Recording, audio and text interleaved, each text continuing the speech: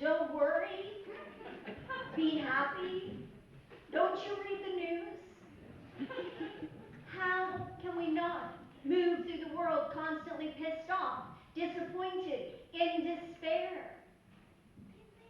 Pema Chodron says, this lousy world, these lousy people, this lousy government, this lousy everything, lousy weather, lousy, blah, blah, blah. We're pissed off. It's too hot in here. It's too cold.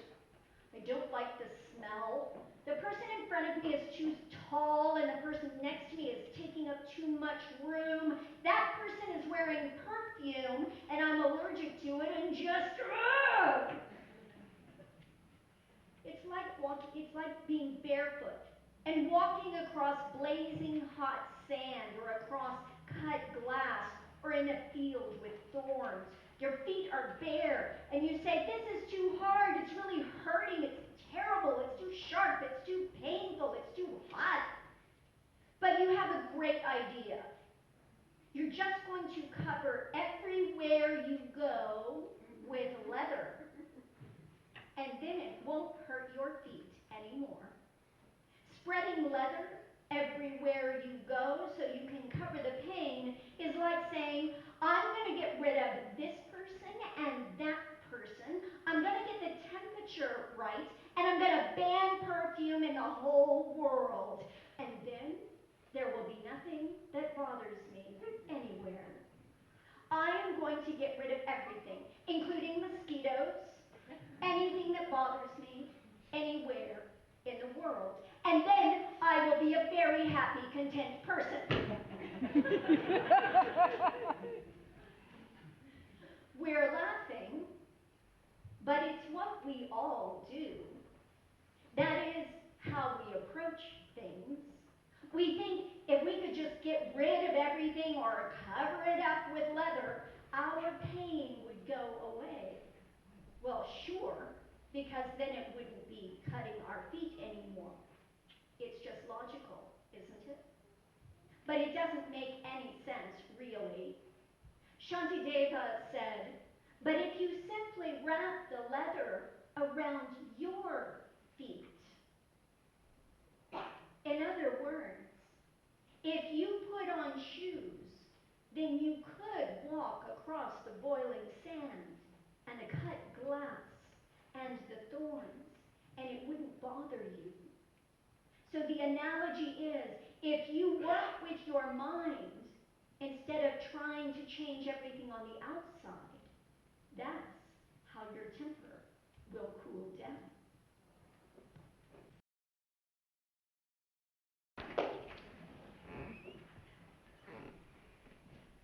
Brene Brown writes, so, if we love the idea of humankind, but people in general are constantly on our nerves, and we can't cover everything we don't like in leather, how do we manage?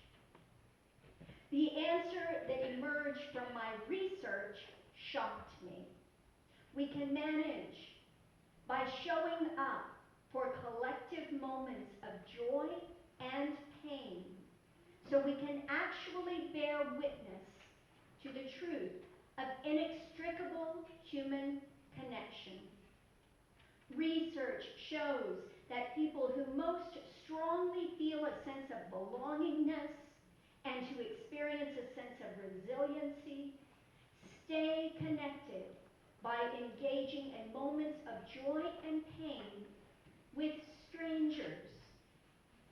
In simpler terms, we have to catch enough glimpses of people connecting to one another and having fun together that we believe it's true and possible for all of us. Love, belonging, and joy. These bring meaning to life. These are essential, irreducible needs for each one of us. And we can't give people what we don't have. We can't fight in the world for what is not in our hearts. The key to joy is practicing gratitude. I've interviewed people who have survived serious trauma ranging from the loss of a child to genocide. What I've learned over and over from 15 years of research is this. When you are grateful for what you have, I know you understand the magnitude of what I have lost.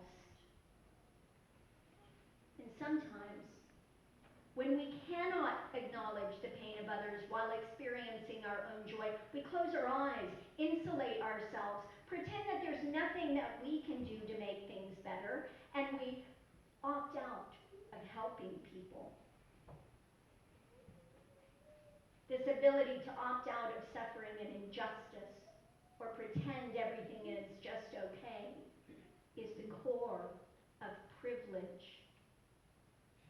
Our goal instead is to get to the place where we can think, I am aware of what's happening. I am aware of the part I play and how I can make it better. And that doesn't mean I have to deny joy in my life. At our best, our heart stays awake to the pain in the world, but does not diminish its own pain. Our hearts can beat with gratitude and lean into pure joy without denying the struggle of others and the struggle in the world. Brown writes, before this work, I didn't know why I put so much value on collective moments.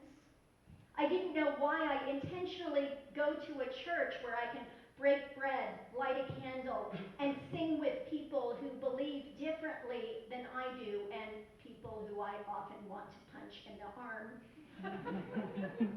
I didn't know why I cried the first time I took my kids to see a U2 concert, and why they both reached out and held my hand during my favorite songs. I didn't know why I spent hours decorating my daughter's birthday cupcakes with excruciating care. Cupcakes for a party. I've taught my kids that attending funerals is critically important. And when you're there, you show up. You take part. Every song, every prayer, even if it's a language you don't understand or a faith you do not practice. I always knew these moments were important to me. I knew they were connected to my spiritual well-being and allowed me to stay in love with humanity while doing research that can be devastating and hard. I just didn't know why I did them. And now I do.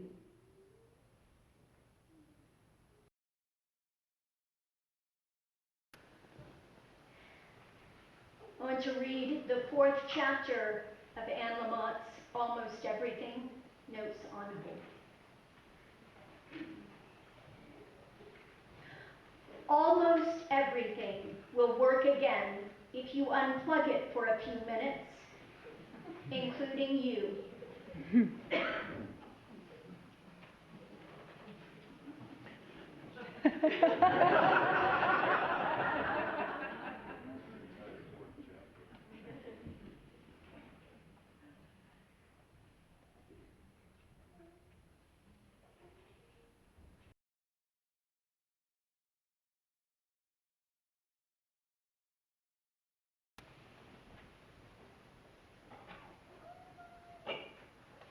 The world is not always a kind place. Fred Rogers, Mr. Rogers, once said. That's something all children learn for themselves, whether we want them to or not, but it's something they really need our help to understand. Mr. Rogers said, when I was a boy and I would see scary things in the news, my mother would say to me, look for the helpers. You will always find people who are helping To this day, especially in times of disaster, I remember my mother's words, and I am always comforted by realizing that there are still so many helpers, so many caring people in this world. Fred McFeely Rogers, and yes, that's his real name. He was born in Pennsylvania in 1928. Though his parents were wealthy business owners, Rogers' childhood was difficult. He was very shy, sickly, and asthmatic, bullied by classmates who called him Fat Freddy. In his loneliness, Fred took refuge in inventing stories, playing with puppets, playing the piano, visiting the library, and abiding by his deep Christian faith. And from its advent, Fred was fascinated by the potential power of television to change the world. He started working in broadcasting while he was attending seminary. Once ordained as a Presbyterian minister, the presbytery didn't really know what to do with Fred, so they gave him a special commission to work with children through the media. His on-camera debut was here in Canada at the CBC.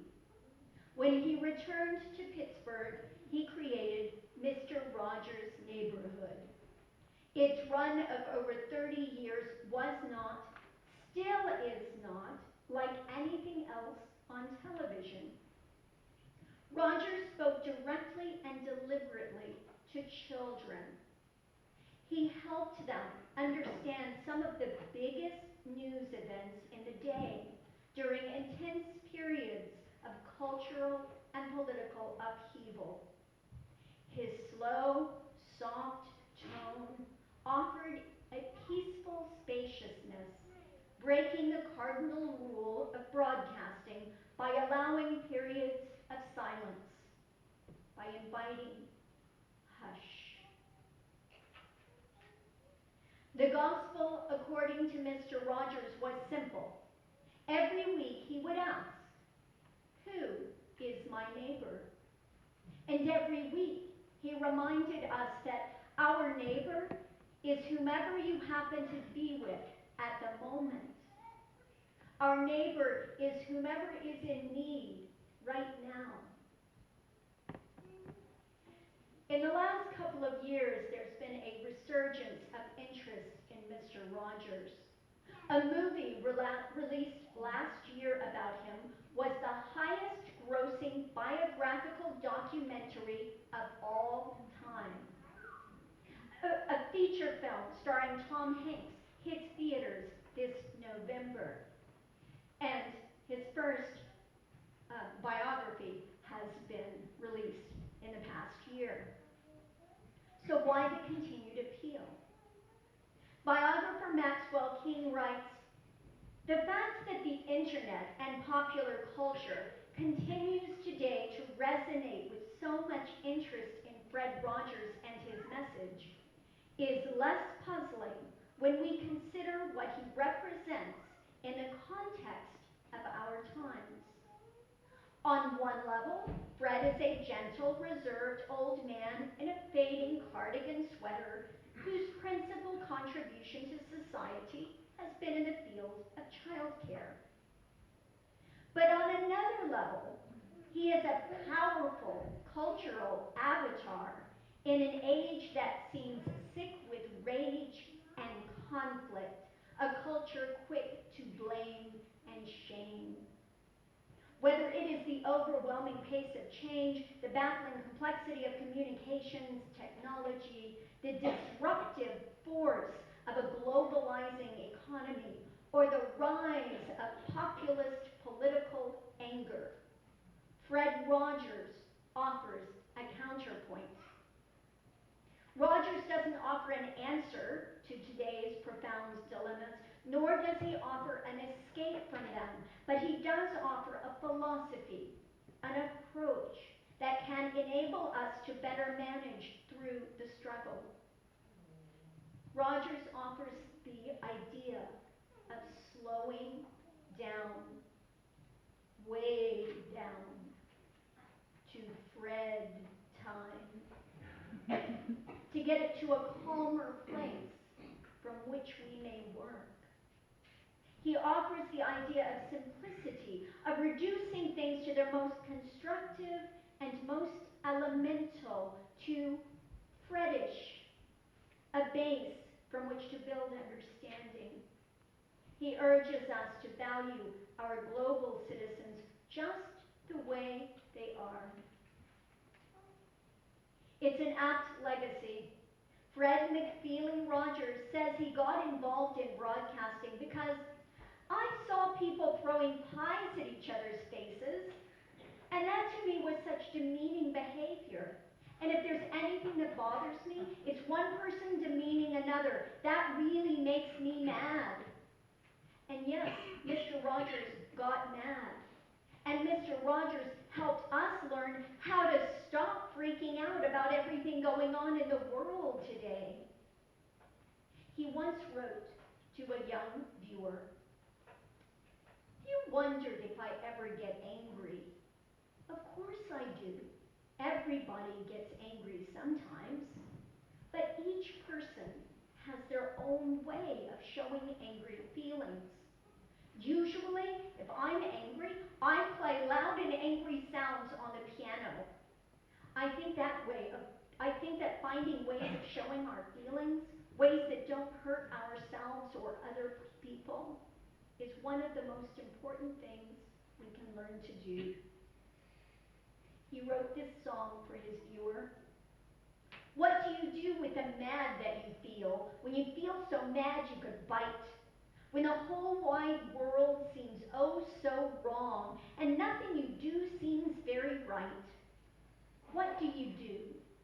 Do you punch a bag? Do you pound some clay or some dough? Do you round up friends for a game of tag, or see how fast you go?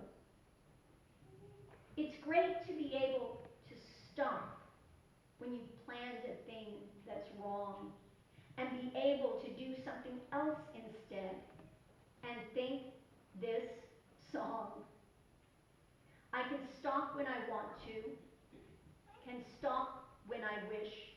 I can stop, stop, stop anytime. And what a good feeling to feel like this and know that the feeling is really mine. Know that there's something deep inside that helps us become what we can.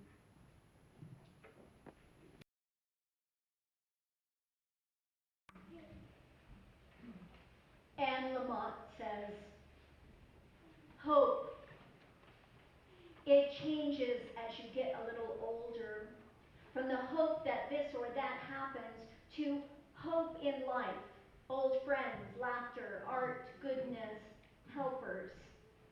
I hope and am amazed some early mornings at just finding myself alive, but here I am, still alive, still here, and often in a good mood. Other early mornings, not so much. My back aches, my vision fades, I can't concentrate. It's like in the Samuel Beckett novel, you must go on. I can't go on, I'll go on." Of course, we are reduced at times. Late at night, no matter how deep our faith in God or goodness or one another, to quavering jello.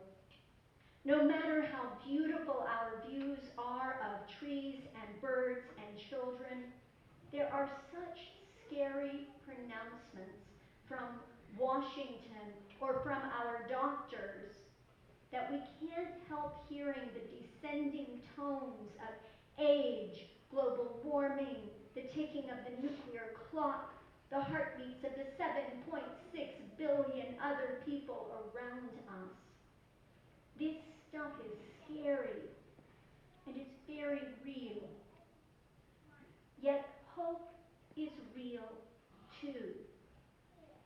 We may be tempted to ask why. Why do bad things happen? But why is rarely a useful question in the hope business. By way of illustration, learned rabbis have disagreed for the last few thousand years on why God was upset enough to bring about the great flood. But it certainly had to do with some humans behaving atrociously to one another. At the time, there were a lot of other myths about great floods in the cultures around Israel, in Babylon, for example. But what is unique to the Judaic version is God's making a covenant afterward via the rainbow. This is just one of a series of promises after the breakdown of communications between God and humanity in the form of Adam and Eve. But this one includes animals and all of nature. It's kind of an environmental charter. What if we focus on what the bad event brings forth, like new lands and life and starting over, rather than on the fact that people do horrible things like shooting children? If we instead focus on the shootings, it's too easy to lose all hope in life and humanity. Notice in the Judaic story that it is God who repents, is converted at the end of the Noah story. God realizes that he or she or it overreacted and promises never to do it again. God gave the people a rainbow as a promise whenever the light of the sun shines through the rain. If God gets to start over, then it's a free-for-all, even for cowardly lions like me. But a rainbow, I ask you, how corny is that? And yet every rainbow gets my attention, gets to me, moves me every time. I walk nearly every day along a path in the hills above my house in California, above a grove of redwoods. I breathe in the grove ecstatically every time I see it, and again get to taste one of my favorite flavors of beauty. Giant trees, chestnut roan in color, slanting fingers of sun filtering through the branches, the forest exuding its mystical acoustic effect, creating a great hush, a surreal quality of quiet. Tall buildings can be, in their own stony way, gorgeous enough to blow your mind. Architects the world over fill me with hope for humanity and human genius. Science fills me with immense hope and relief. When people talk about what terrible times these are, I remind them of antiretrovirals, Cipro, electric cars, vaccines. Scientists broke the genetic code, decontaminated miles and miles and miles of the Hudson River, cured my older brother of advanced hepatitis C. The human mind, for all its bad press and worse ideas, is as awe-inspiring as stars. And then there are the artists, musicians, scientists, painters of light, and physicists. Caravaggio, Rumi, Einstein. As soon as regular people like me can grasp that light is particles like specks of sand, or that light is waves like ripples in water, then scientists step in and prove that not only that light is both, but that when we observe light, we change it. I mean, come on now. Life is way wilder than I am comfortable with, way farther out, more magnificent, more deserving of awe, and I would add, more benevolent, well-meaning, kindly. We have all we need to come through this time. Waves and particles, redwoods, poetry, this world of wonders and suffering, great crowds of helpers and humanitarians. Here we are alive right now together. I worry myself sick about the melting ice caps, the escalating arms race, and the polluted air as I look forward with hope to the cleansing rains, the coming spring, the warmth of summer, the student marches. John Lennon said, "Everything will be okay in the end. If it's not okay, it's not the end." And as this has always been true before, we can hope it will be again.